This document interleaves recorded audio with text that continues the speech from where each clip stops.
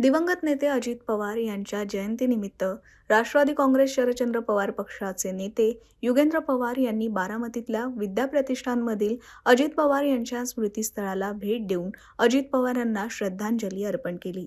दरवर्षी अजित पवारांच्या वाढदिवसाला आम्ही सर्व एकत्र यायचो, पण यंदा दादांना भेटता येत नसल्यानं ही पोकळी सहन होत नाही.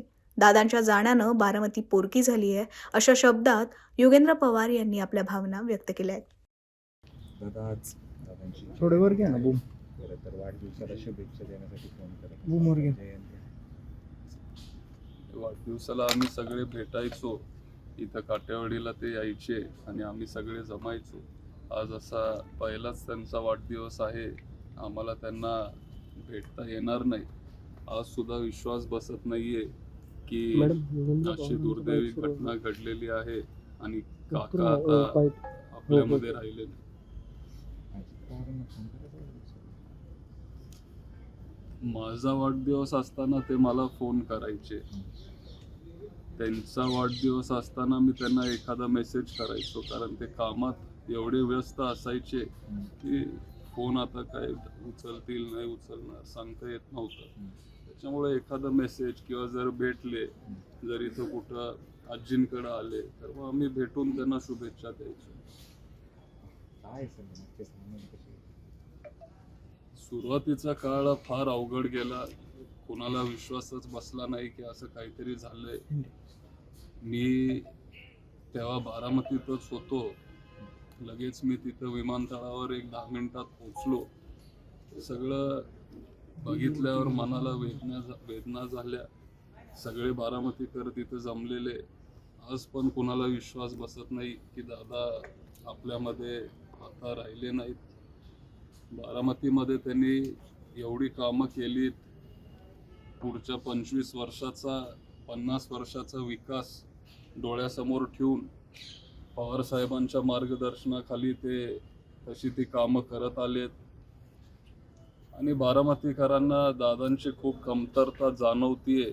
जिथं कुठं आम्ही जातोय, जिथं कुठं आम्ही फिरतोय, लोकांना असं वाटतंय की बारामतीकर आता पोरके झालेत आणि दादा अजून काही वर्ष पाहिजे होते, अशी लोकांची भावना आहे. युगेंद्र पवारांनी का हरवलं अजित पवारांच्या? माझे काका गेले. माझ्या आयुष्यात माझे एकच काका होते आणि ते गेले. त्यांच्याकडून आम्हाला फार शिकायला मिळायचं. लहानपणापासून आत्तापर्यंत आम्ही एकत्र असायचो, कुटुंब म्हणून आम्ही नेहमी एकत्र असायचो. वेळोवेळी ते मार्गदर्शनही करायचे. त्यांचे अनेक गुण होते, फक्त मी नाही पण महाराष्ट्र देशातल्या जनतेने शिकण्यासारखे असे ते गुण त्यांच्यामध्ये होते. सगळ्यां महाराष्ट्राच्या जनतेने एक नेता गमावला, पण माझे काका गेले. राजकीय प्रश्न विचारतो, कशी बघते देशाची परिस्थिती? सध्याची परिस्थिती ही खूप गंभीर आहे.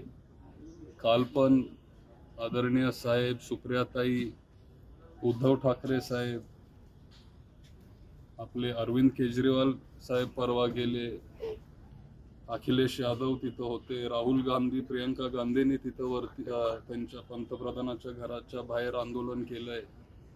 आणि ज्या पद्धतीने हे सरकार विद्यार्थ्यांच्या विरोधात वागतंय हे खूप चुकीचं आहे.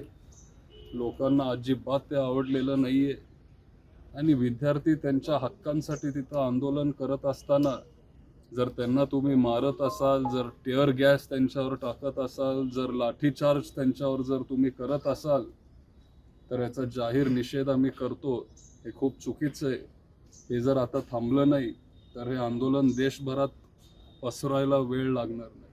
दादा खरं तर दादांची शेवटची इच्छा होती, अनेकदा सगळ्यांनी बोलून दाखवली की दोन्ही राष्ट्रवादी एकत्र राहावी. सध्याचा काय स्टेटस आहे? पुन्हा एकदा चर्चा सुरू झाली. ती सगळ्यांचीच इच्छा होती. सगळं नेतृत्व हे दादांकडे जाणार होतं. तुम्ही पण सगळे पत्रकार आहात, तुम्हालाही सगळं माहिती होतं. अनेक मीटिंग झालेले आणि सगळं ठरलेलं. पक्ष दादांकडे जाणार होता. पुढचे 20-25 वर्ष सहज दादा आपल्या पक्षाचं नेतृत्व करू शकत होते. पण अचानक असं झाल्यामुळं ती सगळी चर्चा तिथं थांबली. आता काय होईल, काय होणार मला सांगता येणार नाही. मी छोटा कार्यकर्ता म्हणून इथं काम करतोय. जर चर्चा चालू असेल तर ती वरिष्ठ पातळीवर चालू असेल. पण आता काय होईल हे मला तरी सांगता येणार नाही. कुटुंब म्हणून कधीतरी चर्चा करत असाल? कुटुंब म्हणून माझी इच्छा जरी असली तरी आम्ही भेटल्यावर आम्ही राजकीय विषय कधी आम्ही घेत नाही. राजकारणाबद्दल आम्ही एकमेकांशी बोलत नाही. आणि कुटुंब म्हणून जेव्हा आम्ही भेटतो तेव्हा एखादा लग्नाला भेटतो किंवा कुणाच्या तरी साखरपुड्याला भेटतो. आता पुढच्या आठवड्यात पारदादाचा पण साखरपुडा आहे. तिथं आम्ही सगळे एकत्र तुम्हाला दिसणारच आहोत. साहेब पण तिथं असतील, ताई पण तिथं असतील, सगळे तिथं एकत्र असणार आहेत. पण तिथं भेटल्यावर एक आनंदाचा क्षण असतो किंवा कुणाचं तरी लग्न होत असतं. त्याच्यामुळे आम्ही राजकारण किंवा इतर विषय तिथं बोलत नाही.